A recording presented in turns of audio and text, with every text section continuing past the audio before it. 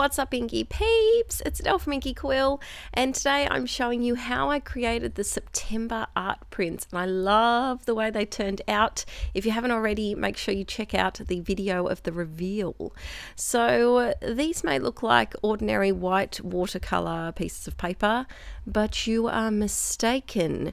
Before filming this video, because it was extremely boring footage to film, I went over with my white crayon and I created some designs on these pieces of watercolor paper, and it's like magic. Before your eyes, these pictures are appearing. I know I've been doing a lot of crayon resist techniques over here lately, and it's because I'm currently obsessed with it. It's only something that I've recently discovered, and I just want to crayon all the things. I promise this is the last one you'll see for a while, but I absolutely love the way this turned out. It was difficult to draw, as you can imagine, using white crayon on white paper. I couldn't pencil the design in first because you would be able to see the pencil through the crayon. And so I just winged it, and you can kind of see the white crayon in person when I was drawing it. If you put the paper at a certain angle with light, but it was quite difficult to do, but very, very fun. So I recommend, if you're feeling brave, try this technique at home, because this process here of adding the watercolor was very, very rewarding. I'm using my Jane Davenport watercolors because I wanted some really saturated color for this one, and my Winsor & Newton watercolor palette is a little more soft, a little more subtle, where these colors are very bright, very in your face. So this is the spring one, and I didn't prep this paper in any way first. I didn't put down gesso or water. I'm just literally dunking my wet paintbrush into my pot of water, dirty water, as you can see with some of those yellow green mixing.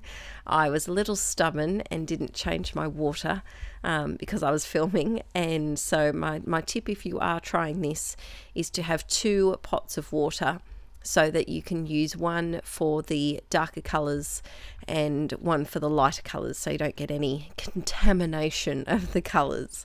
So I'm just going through, and the watercolors actually dried quite quickly, so I was able to go in and kind of add a little bit of extra color where I wasn't happy with the dirtiness of that yellow, and kind of play around with it a little bit. But it was so fun to do, and I had roughly sketched out, I didn't include them in the printable sheet. Oh, bugger. I've scanned them too.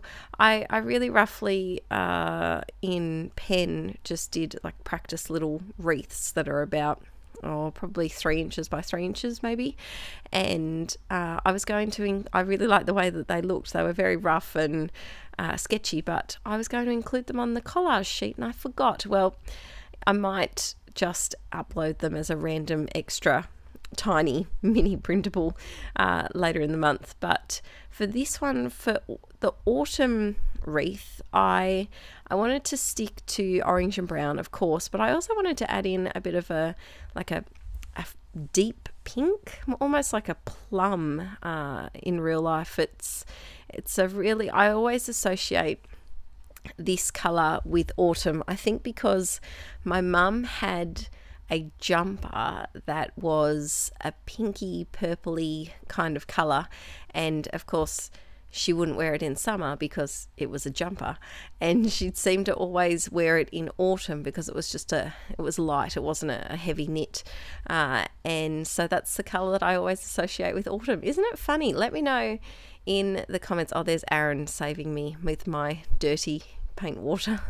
Let me know in the comments if you have a shade or a particular color that you associate with a season that's not typically associated with that season. For example, I seem to also think that yellow is a winter color. Don't ask me, I don't know the origin of that one. I have no idea, but yeah, I just associate it with yellow. Who knows why? So I'm just adding, I'm trying to merge the pink and the yellow. Was a little tricky because it started to get a bit muddy and brown, and pink and yellow don't mix super well together. So that was a little bit of a challenge, but I made it work. And originally I was going to do a brush letter quote straight onto the watercolor paper, but then I freaked myself out a little bit because I really like the way the wreaths turned out, and I thought, because I haven't been feeling well, knowing my luck, I'll do a horrible typo and completely mess it up. And so I decided to do that on the iPad using Procreate. I think I asked previously if you guys would like to see a more in-depth tutorial on using Procreate, and I think a couple of people said yes. Let me know if I've dreamt that or if you would like to see that, and I can do a real-time recording of my work in there. I have, at the end of this video, I have you can capture, it automatically captures actually what you do inside the app.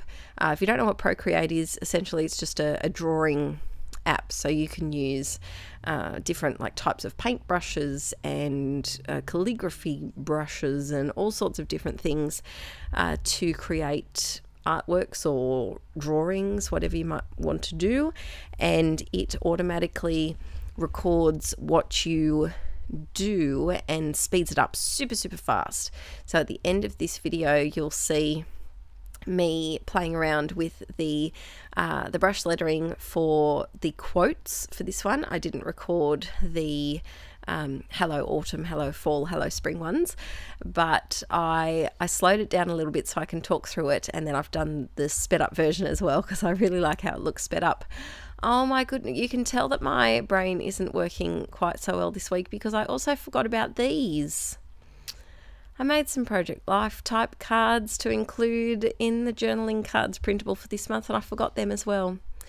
Well, you'll see them next month. I'll make sure to include these couple of cards next month as well.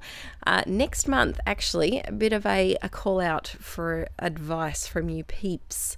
Next month's theme, October, I'm thinking of having it as a magical theme because I know a lot of people celebrate Halloween.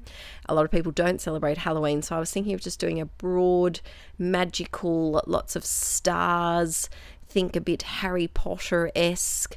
So what are particular, if there's any phrases to do with magical things or icons or like other magical stories or TV shows or movies you'd like me to reference a little bit, let me know in the comments section because I've got a few ideas. I promise there won't be crayon resist things except for the couple of things that I forgot, those couple of PL cards that I forgot from this month. But let me know if there's any particular things you'd like to see and I'll make it happen for you. Yeah, I completely forgot. There you go. Well, that's a little sneaky peek for next month. I hope that you enjoy this month's printables. I really love the way that they look, and so I will, in our winter next year, which is June, I will do a repeat and do summer and winter next June. So here I am.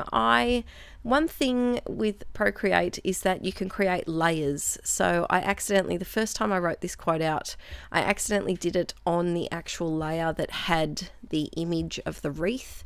And so I had to delete it all because I wanted to twist it and turn it and make it bigger, and I couldn't do it.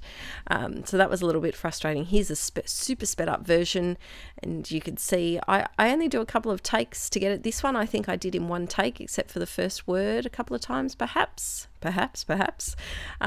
But it's a brilliant app if you're interested in playing around with some digital drawing.